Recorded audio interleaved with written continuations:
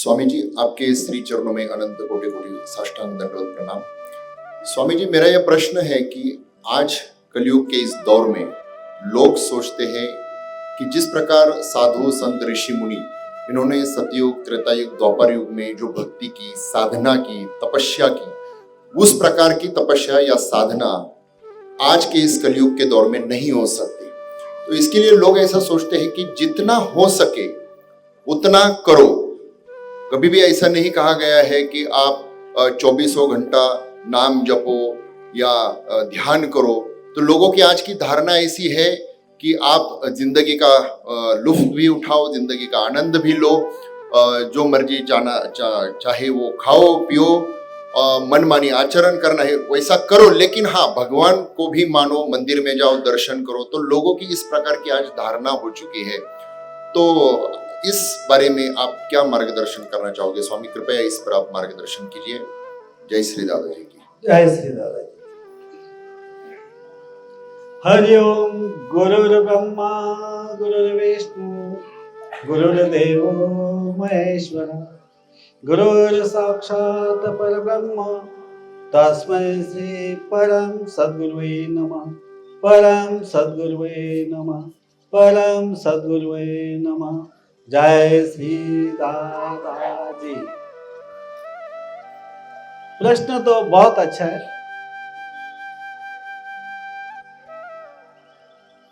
इस संसार में,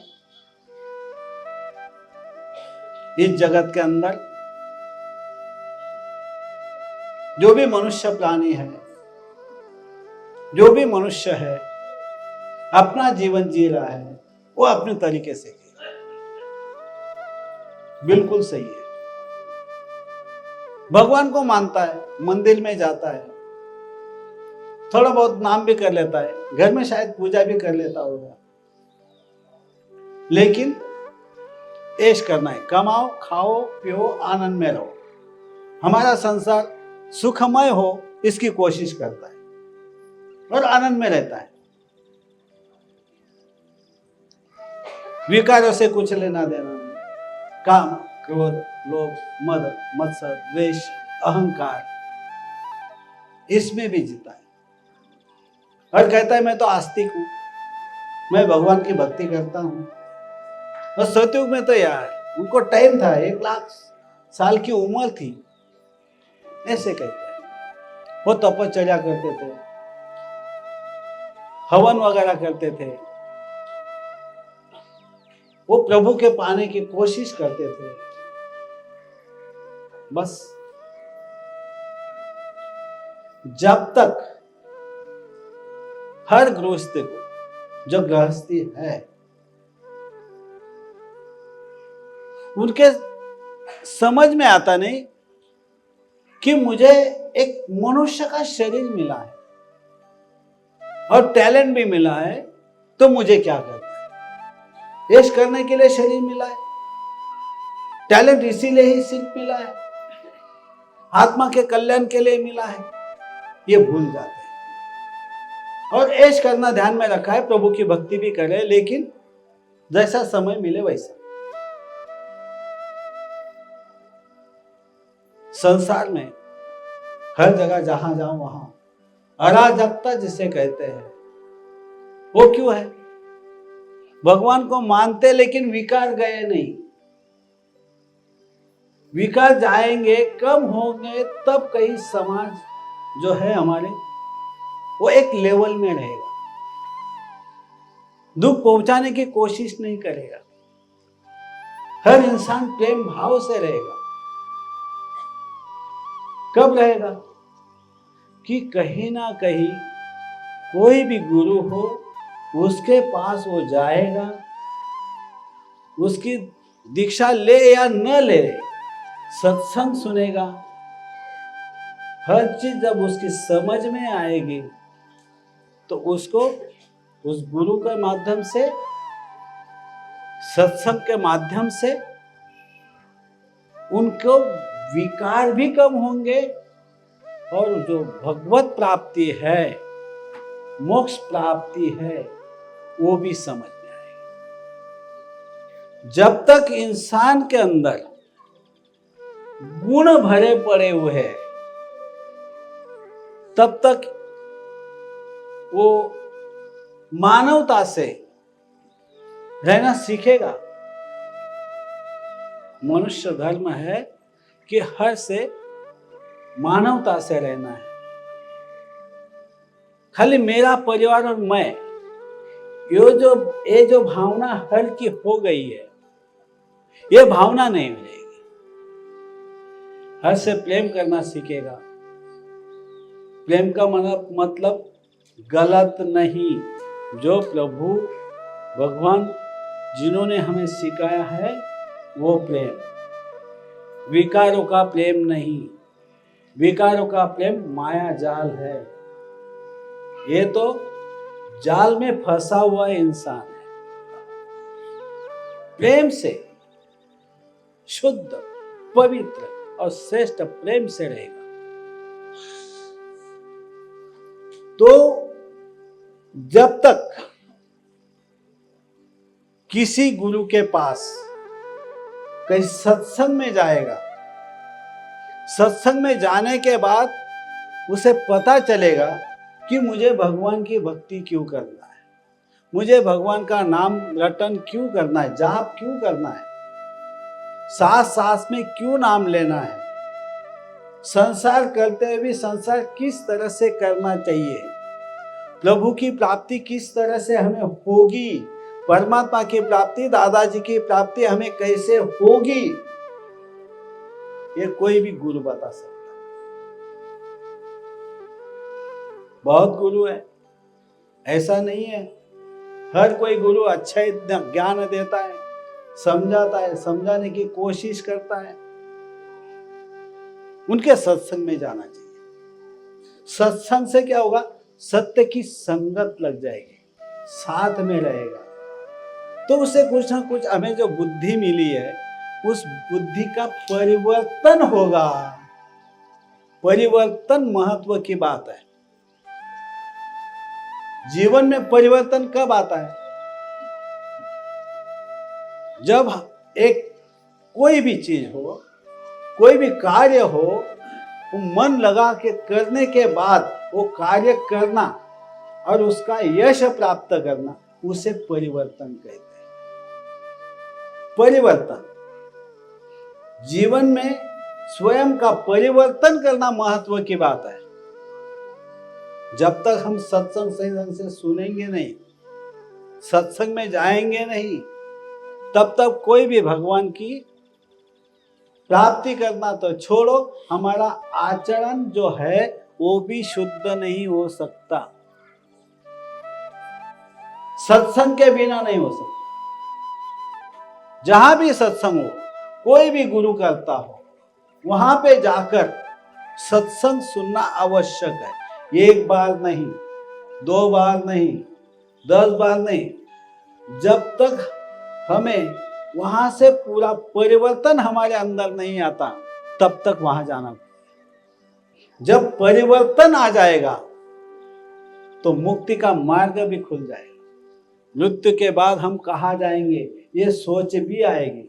हम नरक गए तो क्या होगा, 84 लक्षण नहीं मिले तो हमारा क्या होगा, आत्मा क्या है, शरीर क्या है, आत्मा अविनाशी तत्व है, सनातन है, उसको मृत्यु नहीं है, वो तो अमर है।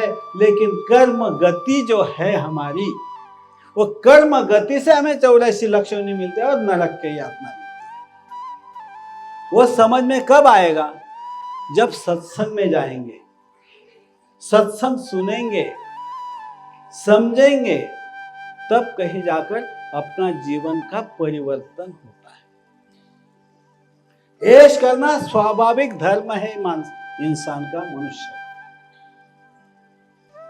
ऐश करना बुद्धि दी है, ये खाओ, वो पियो, ये करो, मोबाइल देखो, टीवी देखो, घूमने को जाओ, ये होटल में जाओ, उधर जाओ, वो जाओ, मतलब हर चीज क्यों करता है? इस शरीर को क्या मिलनी चाहिए? उसको इच्छा आकांक्षा इस शरीर की पूर्णता होनी चाहिए, प्राप्ति होनी चाहिए, शरीर को आनंद मिलना चाहिए। शरीर को मिलता है नहीं, शरीर तो पंच तत्व से बना हुआ है। आत्मा इसलिए चैतन्य है, चेतन है, जीवित है। आत्मा निकल जाएगी तो शरीर तो धरा पे पड़ा रहेगा ना, तो चलेगा नहीं, बोलेगा ना, उठेगा नहीं, जला दो, काट डालो, कुछ भी करो, कुछ करने वाला नहीं है। चेतन तो मेन आत्मा इस शरीर में बसी हुई है। दुनिया कब सुधरती है? सतयुग, त्रेता युग, द्वापर युग जो थे अच्छे थे, ऋषि मुनि थे, वो ज्ञान था हर घर घर में, हर परिवार में ज्ञान था, शुद्धता थी, पवित्रता थी। इसीलिए वो भगवान का प्राप्त के लिए क्या करते थे? आराधना करते थे, तप करते थे, नाम रटन करते थे, यज्ञ याग करते थे। वेदों में दो भाग तो बने हैं ना, वेद और वेदांत। वेदों में प्रभु को पाना यह है, और वेदांत में मैं स्वयं एक आत्मा हूं और परमात्मा से मिलना है। दो पार्ट है। वेदों में भक्ति करते हुए, आराधना करते हुए, साधना करते हुए संसार में सुख किस तरह से मिलेगा ये भी वेदों में बताया गया है। ये ध्यान में रखें। वेदांत में परमात्मा से मिलना है, आत्मा और परमात्मा का मिलन करना है,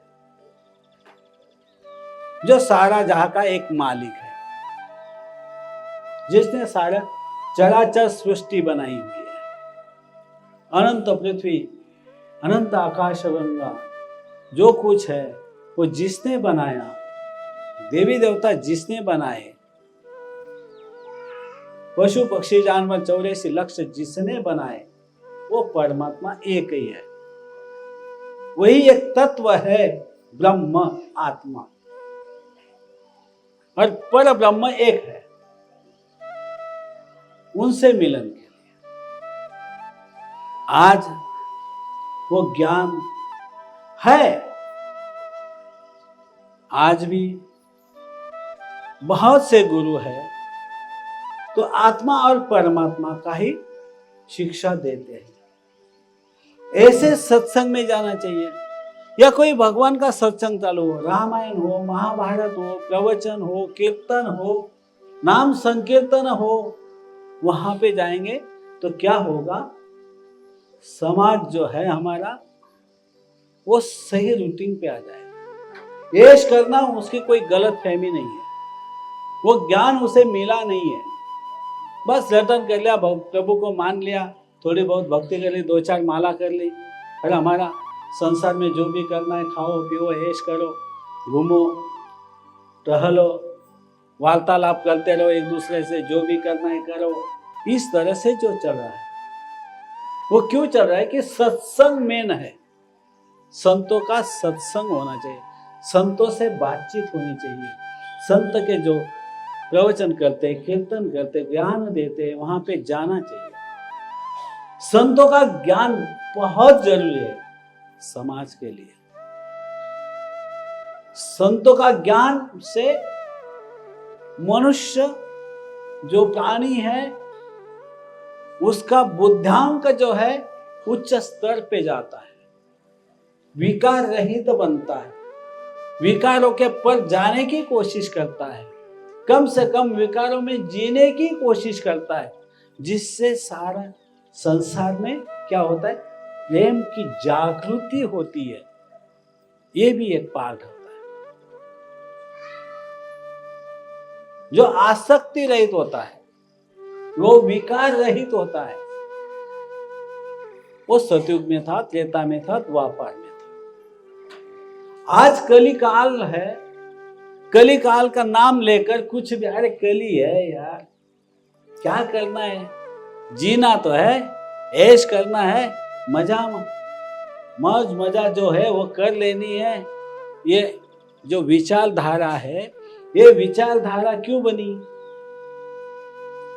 सत्य का संग जो है हमने किया नहीं, संतों की संगत की नहीं, उनके जो सत्संग होते हैं उनमें हम गए नहीं। अगर उनके पास चले जाएंगे तो क्या होगा? ज्ञान मिलेगा, सच्चा ज्ञान मिलेगा, मनुष्य जीवन जो हमें मिला क्यों मिला इसका ज्ञान मिलेगा, तो मोक्ष की प्राप्ति के लिए हर कोई प्रयास करेगा। तो इतने से भगवान मिलने वाले नहीं है। हम विकारों में रहेंगे, हमारे बुरे कर्म होते चले जाएंगे, शुद्ध कर्म नहीं होंगे, पाप के कर्म बने बढ़ते जाएंगे, पुण्य कर्म कम होंगे, तो मुक्ति मिलेगी, भगवान मिलेगा, कोई ईश्वर मिलेगा, कोई देवता देवी देवता मिलेंगे, परमात्मा मिलेंगे? नहीं मिलेगा। तो जो हमें ज्ञान मिलता है संतों के पास जाने के बाद, उस सत्संग में बैठने के बाद, तो हमें संसार किस तरह से करना है, संसार में प्रभु की भक्ति किस तरह से करनी है, विकारों से दूर क्यों रहना है, प्रभु के पास जाने से हमारा क्या लाभ होने वाला है, हमें मुक्ति क्यों चाहिए, ये हर चीज सत्संग में मिलेगी, संतों के पास मिलेगी और कहीं नहीं मिलेगी। इसीलिए सत्संग में जाना चाहिए, इसीलिए सत्संग में जाना चाहिए। सत्संग से हमारा कल्याण होता है, संसार भी अच्छा होता है। जहां विकार है, संसार करने वाले, जो प्रपंच करने वाले गृहस्थी है, उनके क्लेश जो अपने गृहस्थी जीवन में है वो भी नहीं होंगे। गृहस्थी जीवन में हमारे क्लेश नहीं होंगे क्योंकि विकार कम हो गए, प्रभु के ऊपर विश्वास हो गया, अटल श्रद्धा हो गई, तो मुक्ति मिल जाएगी। वो मुक्ति के लिए करेगा, संसार भी करेगा, क्योंकि सब संसारी, ऋषि मुनि भी संसारी थे, उस समय के लोग भी संसारी थे, आज भी हम संसारी हैं। कलयुग ठीक है, कली क्या करता है, विकारों को बढ़ोतरी देता है, बाकी कुछ नहीं। हमारे ऊपर हमें विकार में रहना है या नहीं रहना है। तो सत्संग से ये ज्ञान मिल जाता है, और ये सत्संग इसीलिए करना है, प्रभु की प्राप्ति, मोक्ष की प्राप्ति के लिए। मोक्ष क्यों मिल चाहिए, इसका जो उत्तर है, जवाब है, वो संतों के पास ही मिलेगा, उनके सत्संग में ही मिलेगा। ये ध्यान में रखना है। वो गलत कभी रास्ता बताते ही नहीं है, सही रास्ता बताते हैं। जीवन किस तरह से जियो ये भी बताते हैं। ऐसा नहीं है कि जीवन किस तरह से जीना नहीं चाहिए, ये भी बताते हैं। अच्छी तरह से जीवन भी व्यतीत करो, अच्छी तरह से कमाई भी करो, लेकिन प्रभु को भूलो मत, ये कहते हैं। विकार में मत रहो, ये कहते हैं। काम क्रोध लोभ मद मत्सर अहंकार ये सब कुछ है तो विकार है, जिससे क्लेश निर्माण होते हैं, अराजकता होती है, वो नहीं होगी तो आज भी सतयुग नहीं है, त्रेता नहीं है, द्वापर ही है।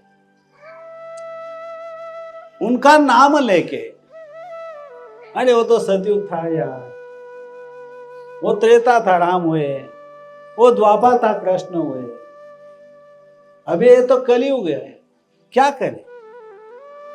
अरे सब कोई ऐसा है, अरे खुद सुधरे तो दूसरा भी सुधर जाएगा, तीसरा भी सुधर जाएगा, सारी दुनिया सुधर जाएगी। लेकिन सत्संग महत्व का है। सत्संग जितना करोगे, जितना संतों के पास जाओगे, उतना अच्छे मार्ग भी मिलेंगे और सत्य ज्ञान भी मिलेगा और स्वयं का यानी आत्मा का भी कल्याण होगा। यह महत्व की चीज है। इतने से भक्ति करने से हम संसार में सुखी तो जरूर रहेंगे, लेकिन क्लेश तो रहेगा ना। कि मियाँ बीबी प्रेम से बाहर जाते और झगड़ते हुए घर पे आते हैं। एक होटल में खाना खाएंगे और घर आते आते कब क्या होगा भरोसा नहीं, 1 घंटा साथ में बैठ गए तो झगड़ने लग जाते। क्यों? विकारों के कारण। ऐश कर रहे, शरीर का ऐश हो रहा है, आनंद शरीर को मन को मिल रहा है। ऐश मन की हो रही, शरीर की क्या? पंचेंद्रिय है, उनको मन पहले, फिर बाद में पंचेंद्रिय पहले, बाद में जाते हैं। तब कहीं वही सोच निर्माण होती है। ये सब जाने के बराबर है। प्रश्न बहुत अच्छा है, कितना अच्छा प्रश्न ये, पूछने वाले का टैलेंट तो बहुत अच्छा लगता है। कहने का मतलब जब तक सत्संग में जाएंगे नहीं ना, हमारे जो अवगुण है वो जाएंगे नहीं। सत्संग के बिना ये नहीं हो सकता। संसार में तो अवगुण से बड़ा पड़ा हुआ है, जहां देखो अवगुण है, ये अच्छे गुण है ही नहीं। तो सत्संग में क्या होता है, ज्ञान मिलता है, जो हमारे जिंदगी में अंधेरा है उससे निकलकर उजाले में चले जाते हैं, या सब सही दिखाई देता है। अंधेरे में टटोलने जाओ तो वस्तु भी नहीं मिलती, कहाँ रखी है, कहाँ हुआ, अरे मिल नहीं रही। वैसी ही बात है, इस संसार में हमें कोई सही जो चीज है वो मिलती कहाँ है। अवगुणों के कारण, दुर्गुणों के कारण, विकारों के कारण सही मार्ग नहीं मिल रहा ना हमें। सही मार्ग के लिए कहा, सत्संग में जाओ, सत्संग सुनो, जिससे हमारा जीवन का मूल्य जो है वो समझ में आएगा। अमूल्य जीवन कहने से नहीं, सत्संग में जाने से अमूल्य होगा। यही है। जय श्री दादा।